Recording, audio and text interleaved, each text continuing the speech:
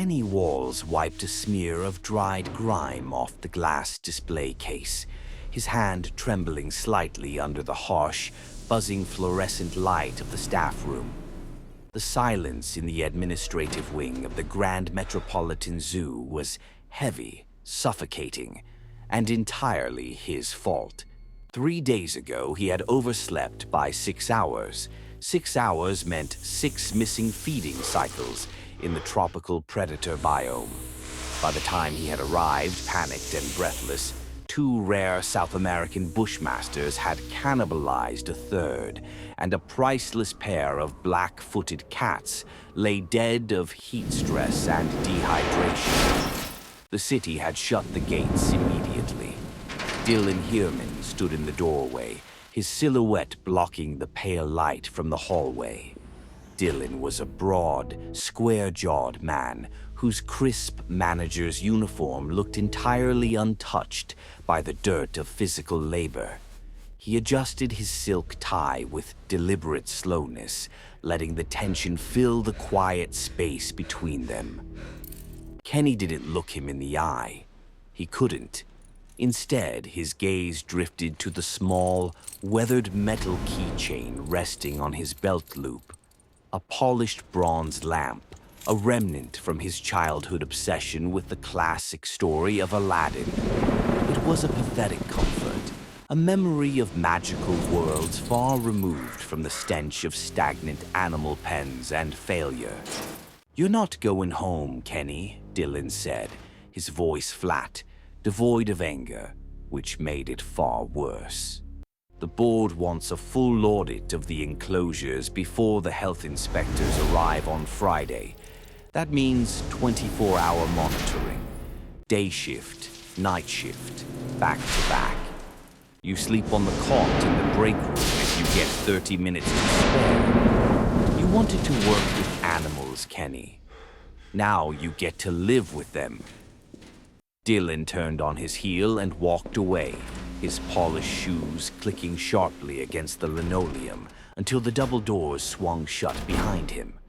Kenny collapsed onto the plastic chair, burying his face in his calloused hands. The guilt was a physical weight in his chest, pressing down until breathing felt like swallowing glass. He had loved this place. He had loved the idea that behind these fences, wild, impossible things existed. Now he was just a prisoner of his own gross negligence. The night set in with an unnatural, heavy dampness. By 2 a.m., the zoo had transformed into a labyrinth of pitch-black pathways and looming, distorted shadows. The usual night sounds, the distant hooting of owls, the restless shuffling of ungulates, were entirely absent. The air smelled wrong. It carried a sharp, metallic odor, like copper wire burning in a furnace. Kenny walked the eastern perimeter near the abandoned reptile pavilion, his heavy rubber boots squeaking against the wet asphalt. He held a high-powered tactical flashlight, its beam a sharp cone of white light cutting through the gloom. As he passed the dark, empty mesh of the avian enclosure, a soft, rhythmic patter caught his attention. It sounded like small, barefoot steps running on packed dirt. "Hey!" Kenny called out, his voice cracking slightly. "The park is closed. Who's there?" He swung the flashlight toward the shadow of a large, decorative rock formation. Shrinking back into the recess was a small boy, no older than 12. He wore a torn, loose-fitting linen tunic that looked hundreds of years old, stained with red earth. His dark hair was matted, and his eyes were wide with a terrifying, ancient panic. "Don't shoot," the boy whispered, raising a trembling, dust-covered hand to block the bright light. "Please. They would have tried. Are you one of the sorcerer's men?" Kenny lowered the beam to the boy's chest, stepping closer with hands raised placatingly. "No, kid. I'm a zookeeper. My name is Kenny. How did you get in here? The gates are locked with heavy chains." The boy stumbled forward, almost falling into Kenny's arms. He was shivering violently, malgré the muggy night air. "My name is Joshua," the boy breathed, looking frantically over Kenny's shoulder into the blackness. "I was brought through the glowing tear in the sand. I'm looking for my brother. His name is Aladdin." We were separated when the giant head rose from the earth. Kenny paused, a nervous, bewildered laugh escaping his throat. "Aladdin? Kid, that's a story. That's a movie." "It is not a story." Joshua grabbed Kenny's jacket sleeve with surprisingly fierce strength. "It is a nightmare." I'm scared! The sorcerer opened the throat of the earth, and the mountain spoke. It swallowed the desert, and then it followed us here, through the dark path. Before Kenny could process the boy's delirium, a violent shockwave ripped through the ground. The earth beneath their feet rolled like the deck of a ship in a storm. Kenny was thrown to his knees, his flashlight tumbling from his grip and rolling across the asphalt. The concrete cracked with the sound of a gunshot, deep fissures branching out across the walkway. From deep underground came a sound that didn't belong to any animal Kenny had ever studied. A low, sub-audible roar that vibrated through his teeth, his bones, his very stomach. He scrambled on his hands and knees, grabbing the flashlight just as a second's stronger tremor rocked the park. The security lights along the main avenue flickered violently, turned crimson, and then exploded in a rain of sparks. Kenny pointed the beam down the cracked path toward the heart of the zoo, a vast, undeveloped rocky valley where the park had planned to build the new megafauna exhibit.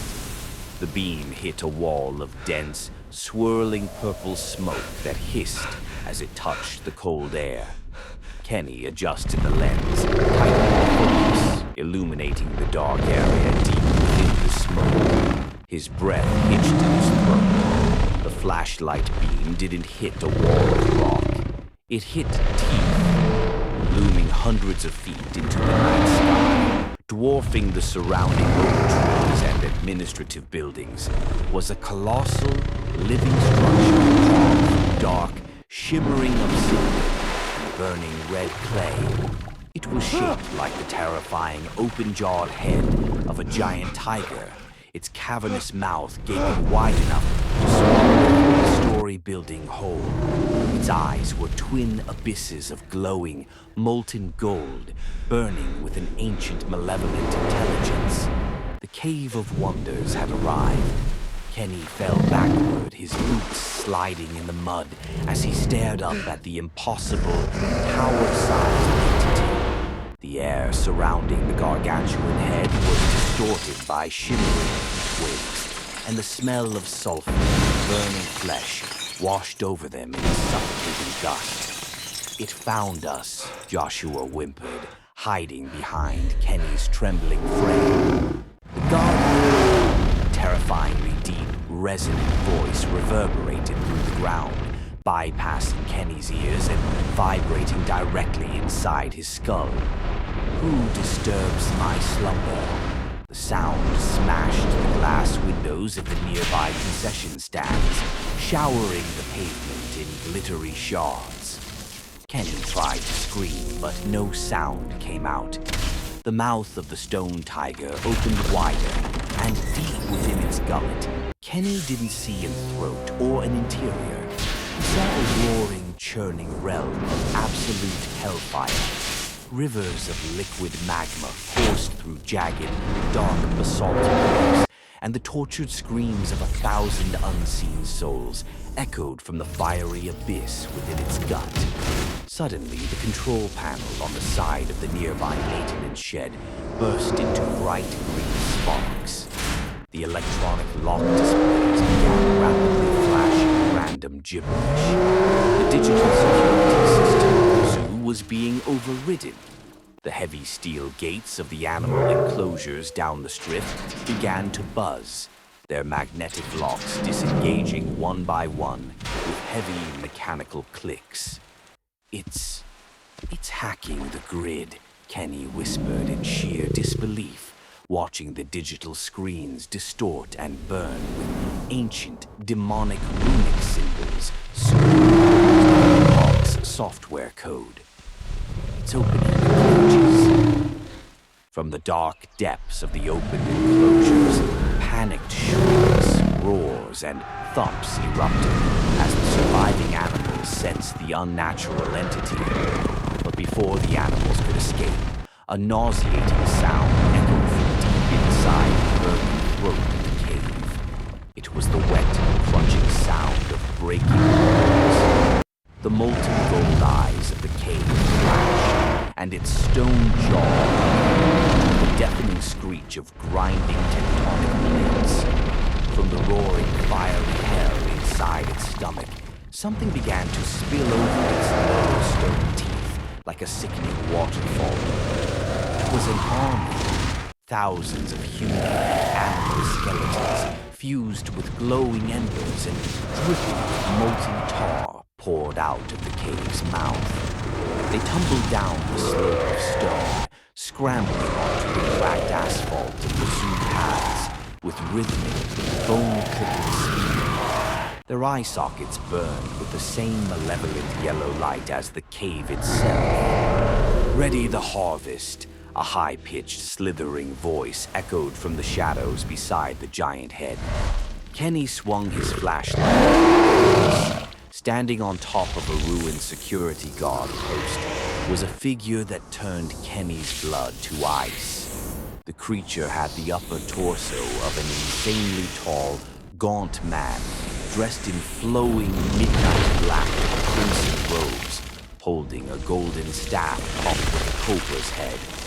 But from the waist down, he possessed no legs, instead a massive, thick body of a dark, scaled king cobra stretched 30 feet long, coiling around the structure, its scales glistening with black oil.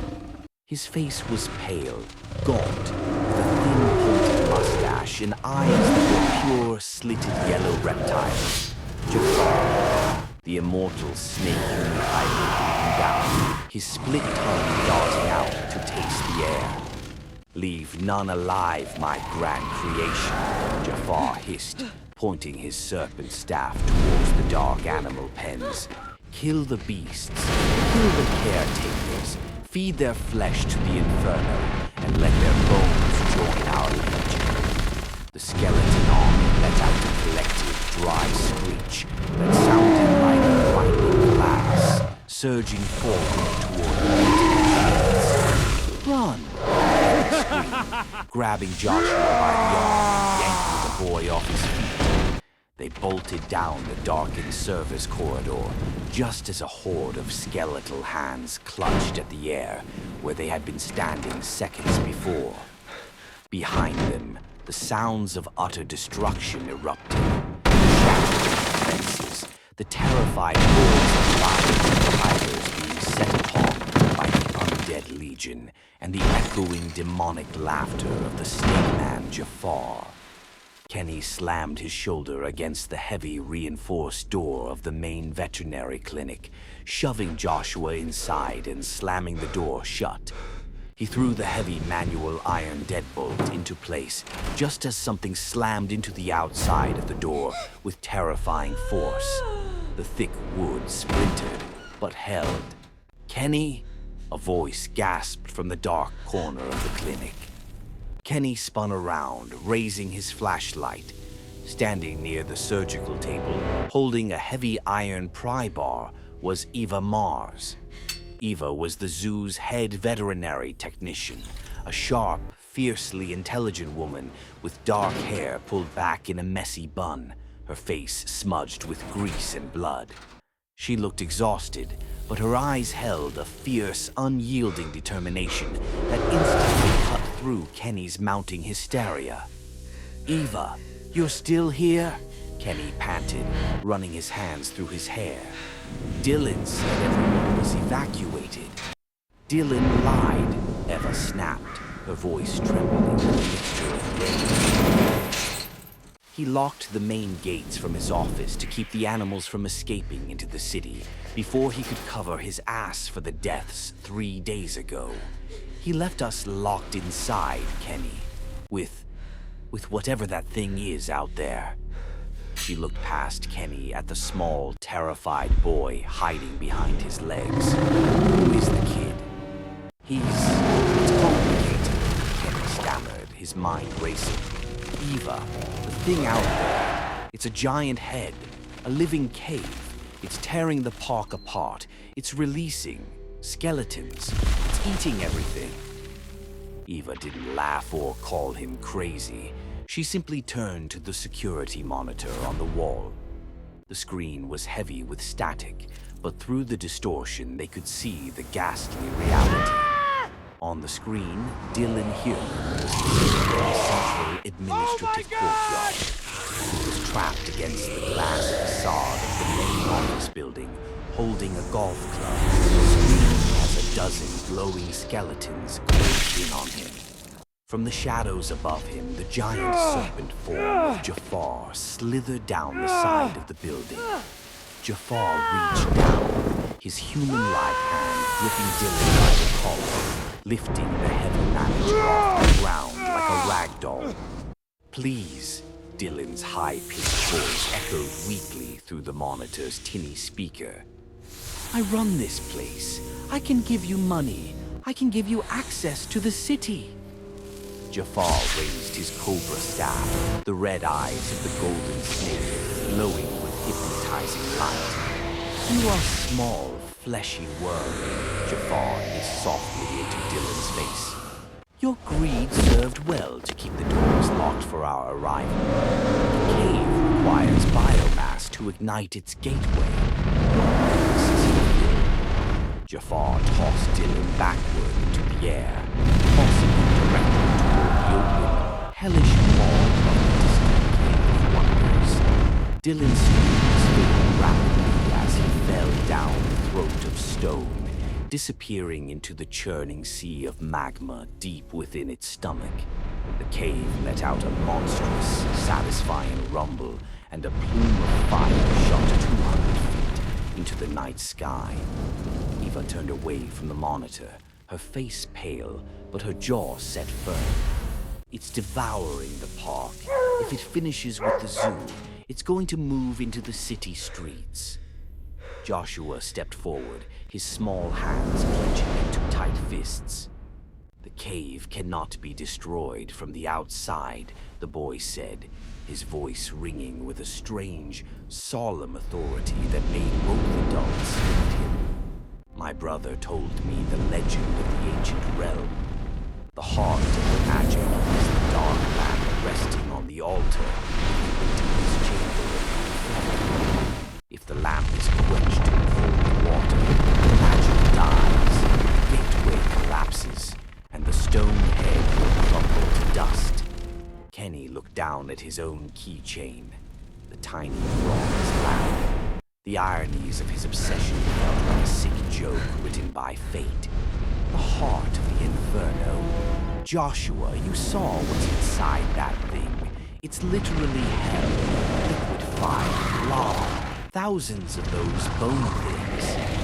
You don't have a choice, Kenny, Eva said softly, walking over to him and placing a hand on his shoulder.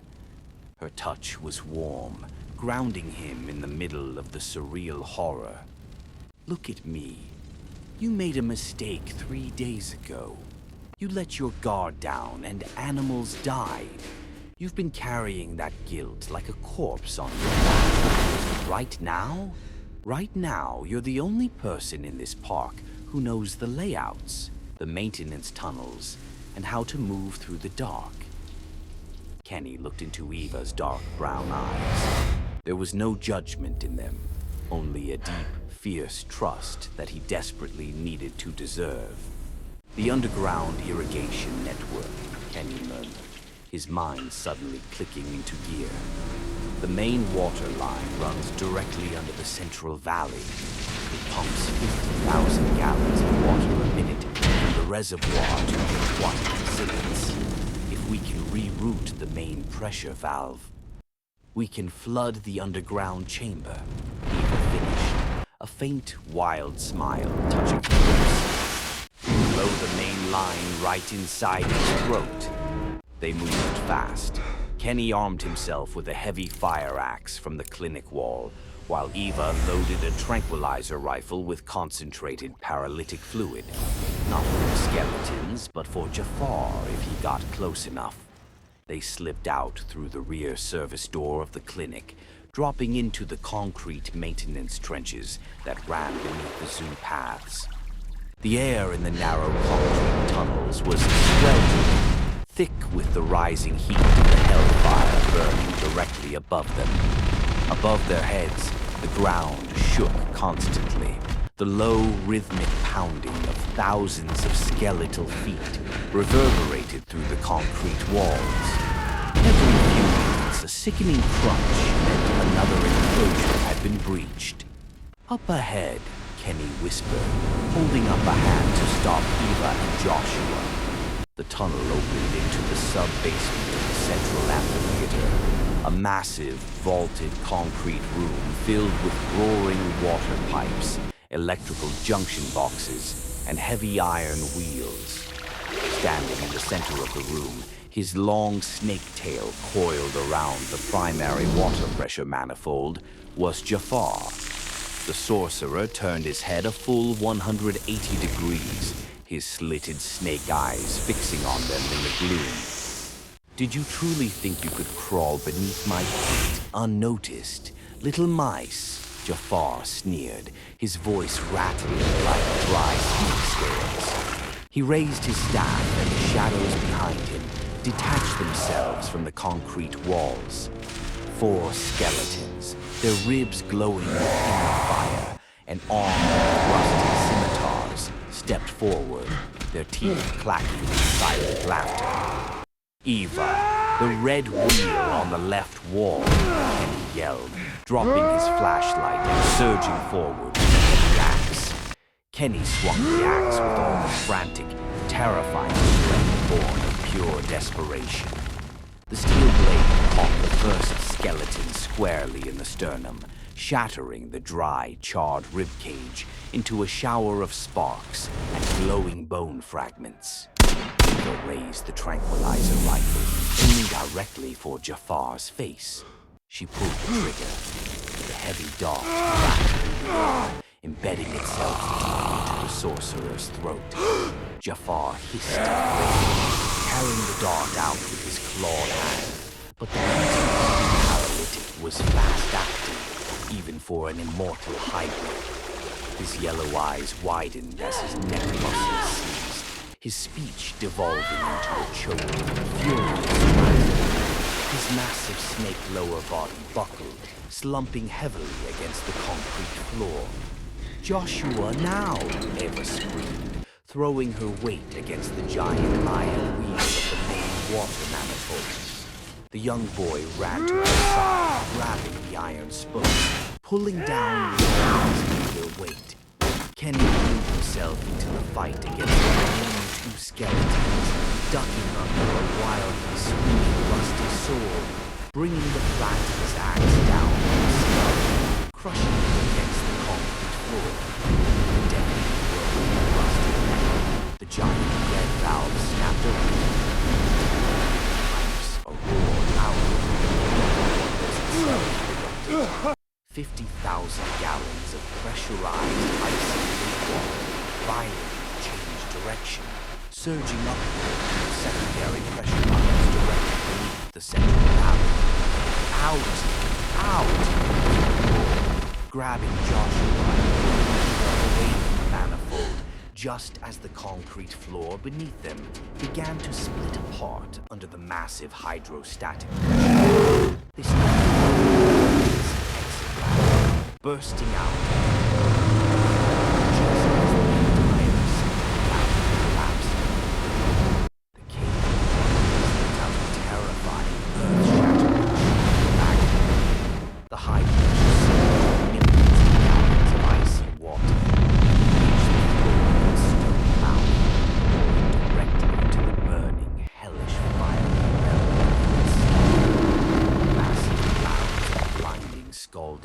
storm erupted from the tiger's open mouth, shooting thousands of feet into the sky like a volcanic eruption.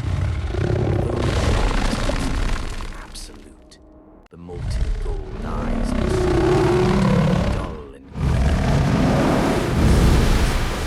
The violent whistle sounded like the dying gasps of fire. The skeleton the dawn flickered and died. Like thousands collapsed, turning into Rome that washed away the rising muddy waves of water. In the mountains matching behind them, a half-paralyzed Jafar dragged himself out of the wet dirt, his sleepy body twitching violently, his mouth open in a silent scream. But without the power to sustain his magical form, the dark scales of his lower body began turning into black dust. The great stone began deep spider its obscene nose, its massive teeth, its majestic brow. With a final shadowy rock, the giant power-sized entity collapsed in flames, falling into the wilderness of the valley, reducing the terrifying monster to a mere pile of ordinary broken rubble submerged beneath 10 feet of churning river water. Silence fell over the zoo. The rain began to fall, a soft, cool, natural rain that washed away the smell of sulfur and burning copper. Kenny sat down heavily on the muddy bank of the newly formed lake, his chest heaving, his hands covered in dirt and bone ash. Beside him, Eva sank to her knees, letting out a long, shuddering breath before resting her head against his shoulder. Kenny reached up, placing a hand over hers, holding it tight. The guilt that had consumed him for days didn't disappear, but for the first time he felt he could carry it without breaking. A soft, golden light caught Kenny's eye.